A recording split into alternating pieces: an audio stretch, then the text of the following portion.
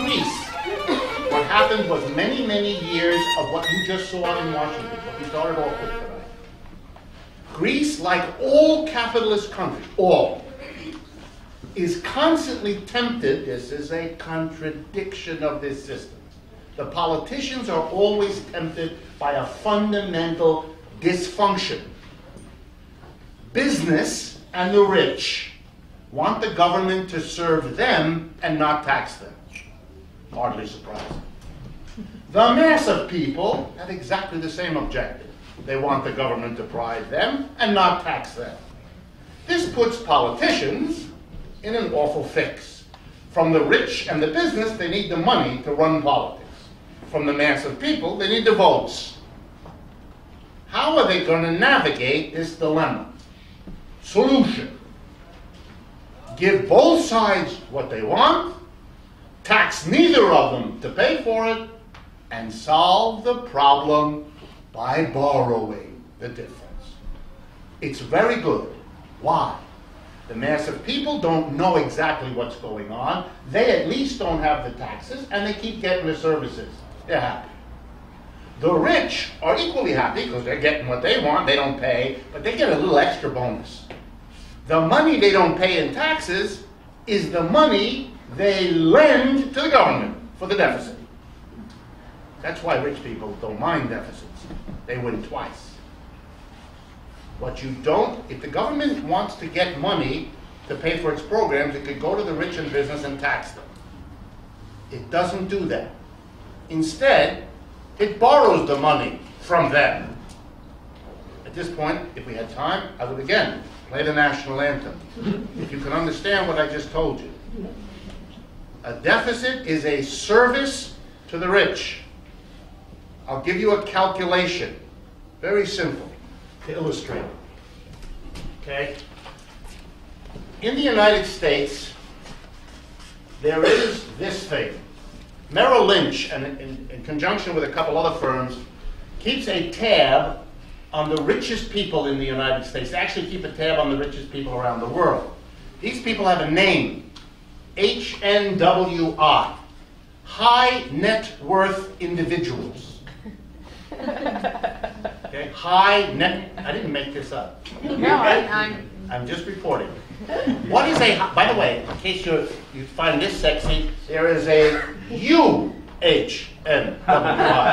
which stands, I didn't make this up either, ultra high net worth. See that? You either cry about this system or you laugh. You have to, one or the other. If you do neither of them, you need help. Okay, so high net worth individual. What is a high net worth individual? That is a citizen of the United States who has at least $1 million or more dollars in his or her stock portfolio. Ultra high net worth is a person who has 30 million or more. That's the difference.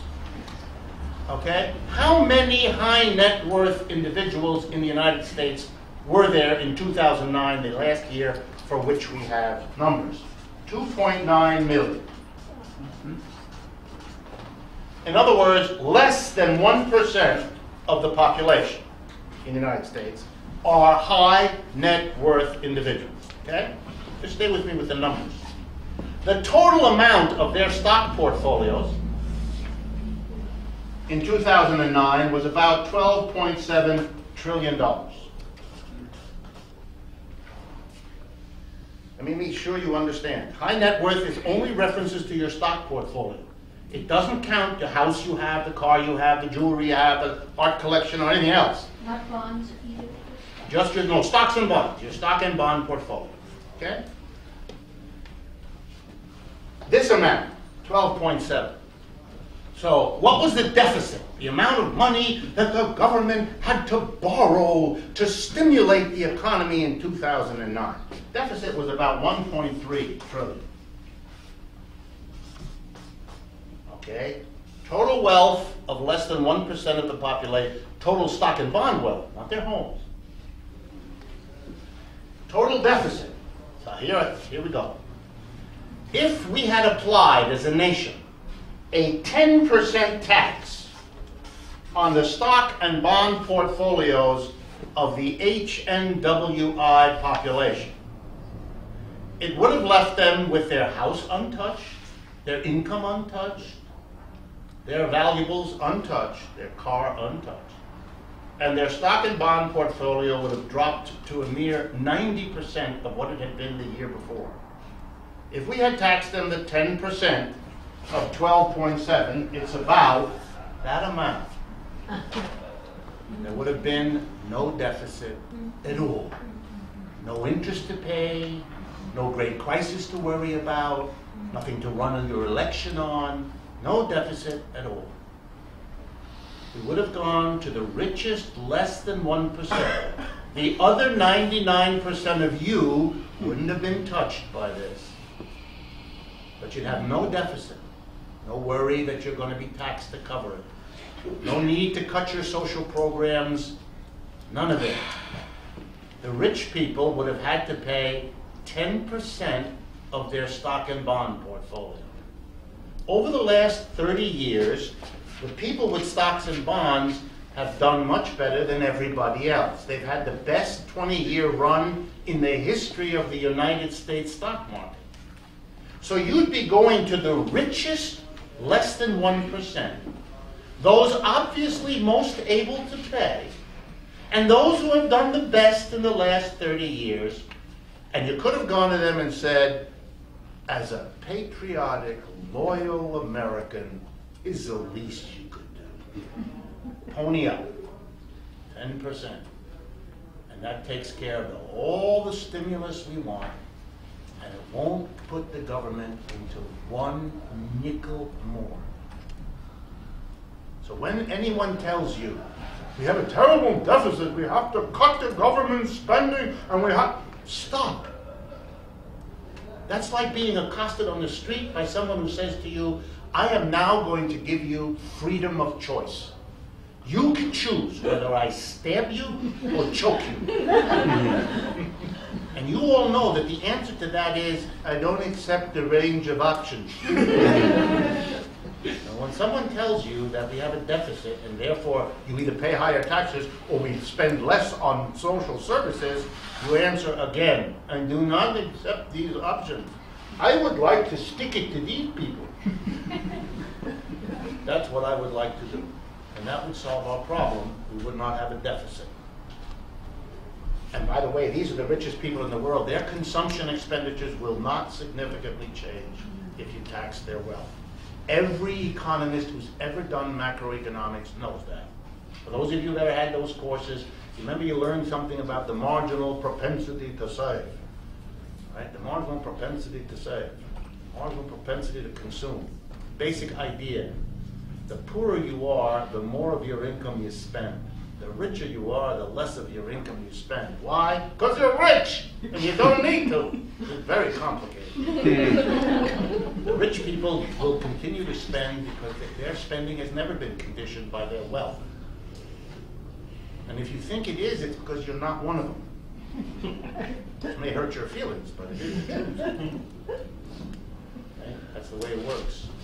So there is no rationale. Could the Greek government solve its problems? Of course it could.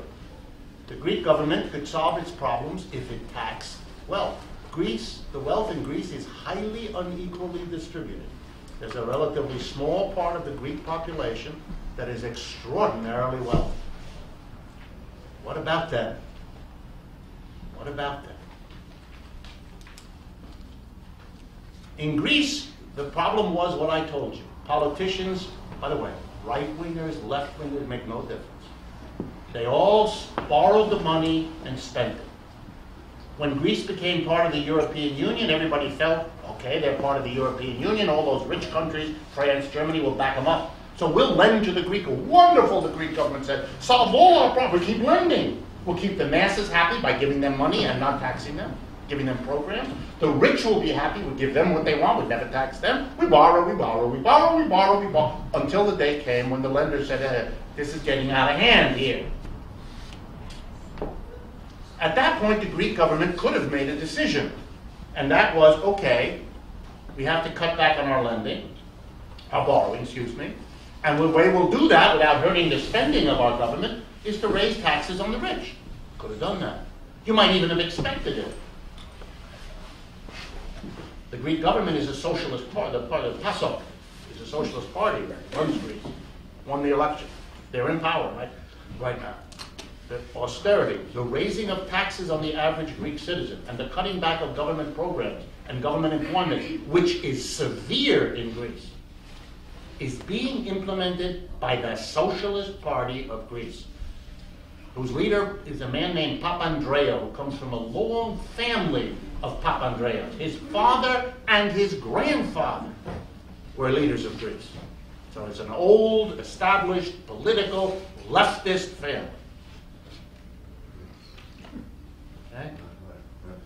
Yorgos George Papandreou, the current prime minister, was a student of economics at Amherst College in Massachusetts.